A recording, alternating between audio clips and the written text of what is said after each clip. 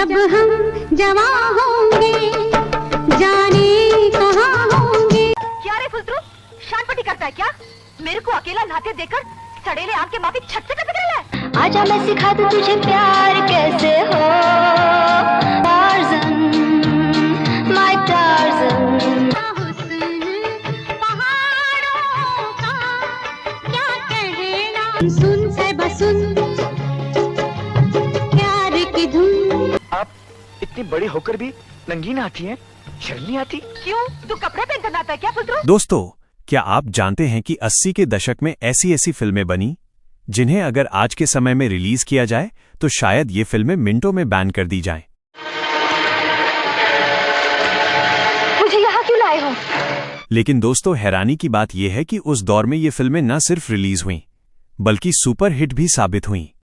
कभी झरनों के नीचे फिल्माए गए बोल्ड सीन, की चादर लपेटे हो पानी में, तो कभी जंगल में शूट हुए चौंकाने वाले दृश्य और ऐसे इंटीमेट मोमेंट्स जिन्हें देखकर उस समय का समाज भी दंग रह गया था।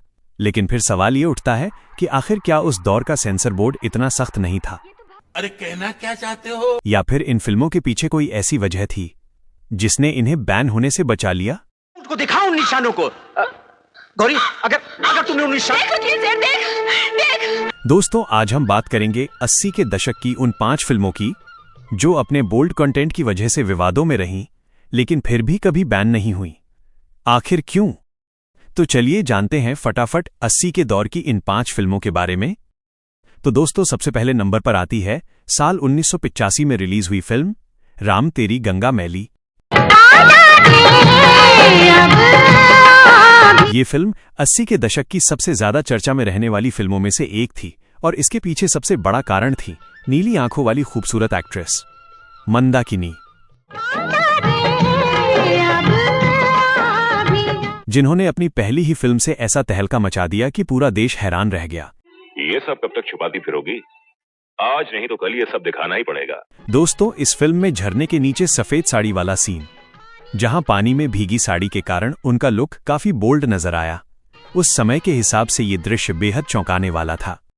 और इतना ही नहीं, इस फिल्म में एक और सीन था जिसमें मंदाकिनी को नवजात शिशु को दूध पिलाते हुए दिखाया गया था और इस सीन ने भी जबरदस्त विवाद खड़ा कर दिया था। अपनी माँ का दूध पीते भी आपने ऐसा ही सोचा था? कई लोगों ने इन दृश्यों को अश्लील बताया तो कई लोगों ने इसे माँ की ममता के नजरिए से देखा। लेकिन दोस्तों, फिल्म के डायरेक्टर राज कपूर ने इसे पूरी तरह से कलात्मक और भावनात्मक बताया। असल में उनका कहना था कि ये दोनों सीन किसी भी तरह से गलत नहीं हैं, बल्कि माँ और प्रकृति की पवित्रता को दिखाने के लिए फिल्माए गए हैं। यही वजह थी कि इतनी आलोचना के बावजूद फिल्म राम तेरी गंगा मैली को सेंसर बोर्ड ने पास कर दिया था। और हैरानी की बात यह है कि इस फिल्म को शुरुआत में यू सर्टिफिकेट भी मिल गया था, यानी हर उम्र के लोग इसे देख सकते थे।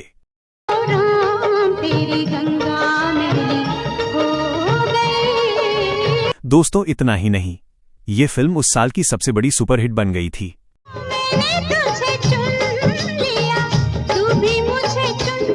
जिससे ये साफ हो गया कि उस दौर में दर्शकों की सोच आज से काफी अलग थी और वे ऐसी फिल्मों को सिर्फ बोल्डनेस नहीं बल्कि कहानी और भावनाओं के नजरिए से भी देखते थे।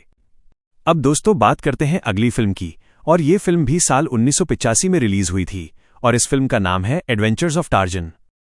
इस फिल्म के डायरेक्टर और निर्माता थे बब्बर सुभाष और दोस्तों, इस फिल्म से डेब्यू करने वाली एक्ट्रेस थी किलोमी काटकर,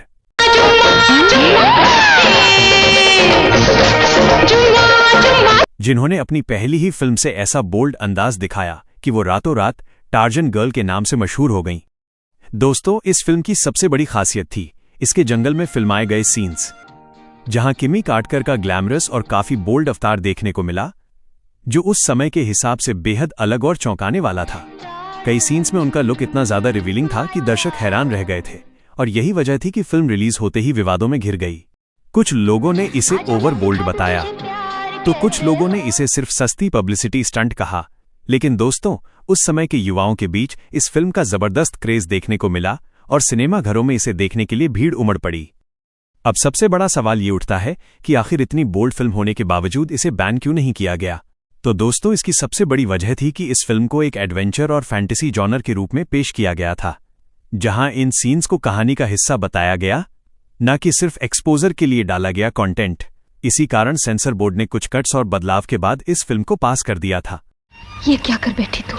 बिल्कुल ही बहक गई, अपने आप पर काबू न रख सकी। और यही वजह रही कि इतनी चर्चा और विवादों के बावजूद एडवेंचर्स ऑफ टार्जन बैन नहीं हुई, बल्कि उस दौर की सबसे ज्यादा चर्चित फिल्मों में शामिल हो गई। अब दोस्तों आगे बढ़ते हैं अगली फिल्म की ओर।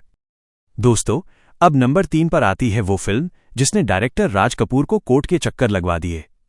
वैसे तो ये फिल्म साल 1978 में रिलीज हुई थी, लेकिन 80 का दशक आते आते ये फिल्म फिर से जबरदस्त चर्चा में आ गई और इस फिल्म का नाम है सत्यम शिवम सुंदरम।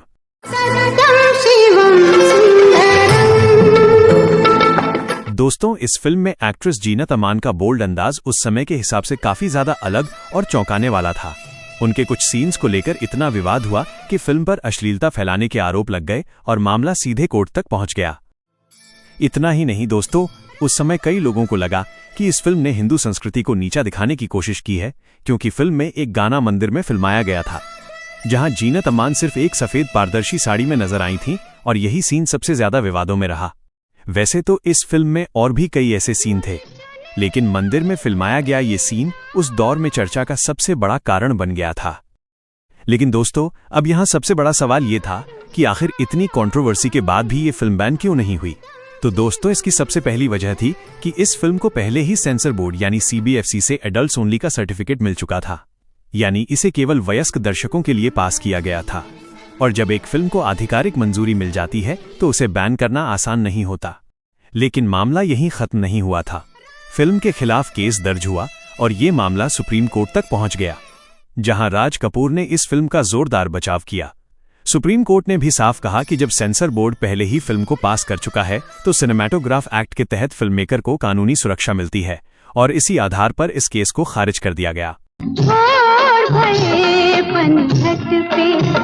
दोस्तों राज कपूर का कहना था कि इस फिल्म में जो दिखाया गया है वो अश्लीलता नहीं, बल्कि मानव शरीर की सुंदरता और भावनाओं का प्रतीक है और कहानी के हिसाब से ये जरूरी था। और दोस्तों इतना ही नहीं, इस फिल्म का संगीत भी इतना जबरदस्त था कि आज भी इसके गाने लोगों के दिलों में बसे हुए हैं।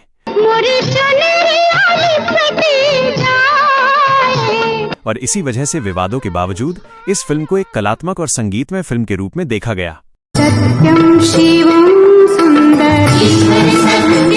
तो दोस्तों साफ है कि मजबूत कानूनी पकड़, सेंसर बोर्ड की मंजूरी और कलात्मक प्रस्तुति की वजह से सत्यम शिवम सुंदरम जैसी फिल्म भी बैन नहीं हुई, बल्कि आज भी इसे एक क्लासिक के तौर पर याद किया जाता है।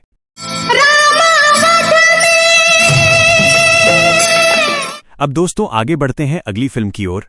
दोस्तों अब बात करते हैं नंबर 4 फिल्म के बारे में, और नंबर 4 पर आती है साल 1990 में रिलीज हुई फिल्म किशन कन्हैया, जिसे डायरेक्ट किया था राकेश रोशन ने।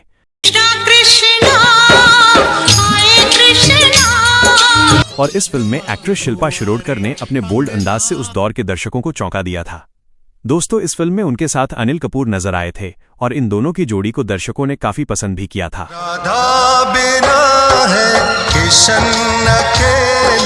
दोस्तों इस फिल्म में शिल्पा शिरोडकर का ट्रांसपेरेंट साड़ी वाला सीन काफी ज्यादा चर्चा में रहा, जो कहीं न कहीं 80 के दशक की उसी बोल्ड ट्रेंड को आगे बढ़ाता हुआ नजर आया, जहां भीगी साड़ी और ग्लैमर को एक खास तरीके से फिल्माया जाता था।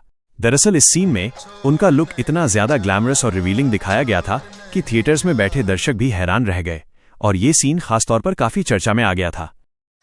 लेकिन दोस्तों अगर शिल्पा शिरोडकर के करियर की बात करें तो उन्होंने बॉलीवुड में कदम साल 1989 में रिलीज हुई फिल्म भ्रष्टाचार से रखा था और उस फिल्म में भी उनका एक बोल्ड सीन देखने को मिला था, लेकिन वो सीन उतना ज्यादा चर्चा में नहीं आया जितना कि किशन कन्हैया के इस ट्रांसपेरेंट साड़ी वाले सीन ने बवाल मचा दिया था।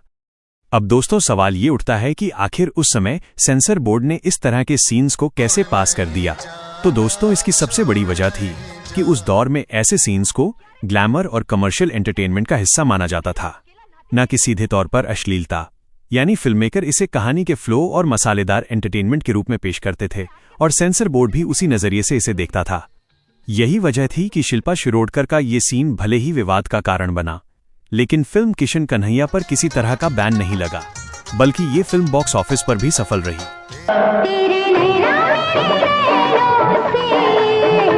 अब दोस्तों आगे बढ़ते हैं आखिरी और सबसे खास फिल्म की ओर, और नंबर 5 पर आती है साल 1983 में रिलीज हुई फिल्म बेताब। जिससे एक साथ 2 नए सितारों ने बॉलीवुड में कदम रखा था, सनी देओल और अमृता सिंह। और इस फिल्म को डायरेक्ट किया था राहुल रवैल ने। दोस्तों, ये फिल्म एक रोमांटिक लव स्टोरी थी, लेकिन इस फिल्म में सनी देओल और अमृता सिंह के बीच फिल्माया गया एक किसिंग सीन उस दौर के हिसाब से काफी ज्यादा बोल्ड माना गया और यही सीन चर्चा का बड़ा कारण बन गया था। उस समय भारतीय सिनेमा में किसिंग सीन बहुत कम देखने को मिलते थे और ज्यादातर फिल्मों में इन्हें प्रतीकात्मक तरीके से दिखाया जाता था, लेकिन बेताब में इस सीन को सीधे तरीके से दिखाया गया, जिससे दर्शक भी चौंक गए। दोस्तों, अमृता सिंह की ये डेब्यू फिल्म थी और अपनी पहली ही फिल्म में इस तरह का सीन देकर उन्होंने अपनी एक बेबाक और निडर इमेज बना ली। जवां होंगे, जाने कहां होंगे। अब सवाल ये उठता है कि आखिर उस दौर में इतना बोल्ड सीन होने के बावजूद ये फिल्म बैन क्यों नहीं हुई? तो दोस्तों, इसकी सबसे बड़ी वजह थी कि इस सीन को फिल्म की कहानी का हिस्सा माना गया, यानी ये सीन 2 किरदारों के प्यार और इमोशन को दिखाने के लिए फिल्माया गया था, न कि सिर्फ दर्शकों को आकर्षित करने के लिए। और यही कारण था कि सेंसर बोर्ड ने इसे पूरी तरह से हटाने के बजाय फिल्म को पास कर दिया। और इतना ही नहीं, फिल्म बेताब उस साल की सबसे बड़ी हिट फिल्मों में शामिल हुई और इसने सनी देओल और अमृता सिंह दोनों को रातों रात स्टार बना दिया। तो दोस्तों, साफ है कि उस दौर में अगर कोई सीन कहानी और इमोशन से जुड़ा होता था तो सेंसर बोर्ड भी उसे अलग नजरिए से देखता था, और शायद यही वजह थी कि बेताब जैसी फिल्म भी बैन नहीं हुई। तो दोस्तों, आपने देखा 80 के दशक की ये 5 फिल्में अपने बोल्ड सीन्स और विवादों की वजह से कितनी ज्यादा चर्चा में रहीं, लेकिन फिर भी इन फिल्मों को बैन नहीं किया गया, क्योंकि कहीं ना कहीं इन्हें सिर्फ बोल्डनेस नहीं बल्कि कहानी, भावना और कलात्मकता के नजरिए से भी देखा गया। आज के समय में भले ही ऐसे सीन्स पर तुरंत सवाल उठ जाते हैं, लेकिन उस दौर में दर्शकों की सोच और सिनेमा को देखने का नजरिया काफी अलग था। अब दोस्तों, आपकी क्या राय है? इन 5 फिल्मों में से आपको सबसे ज्यादा कौन सी फिल्म पसंद आई? और क्या आपको लगता है कि इन फिल्मों के कुछ सीन्स को उस समय कट कर देना चाहिए था, या फिर उन्हें वैसे ही दिखाना सही फैसला था? अपनी राय हमें कमेंट में जरूर बताएं, और अगर आपको ऐसी ही और इंटरेस्टिंग वीडियो देखना पसंद है तो आप इस वीडियो को एक लाइक करें, चैनल को सब्सक्राइब करें और बेल आइकन दबाना बिल्कुल न भूलें। तो दोस्तों, मिलते हैं अगली वीडियो में। आपका बहुत बहुत धन्यवाद।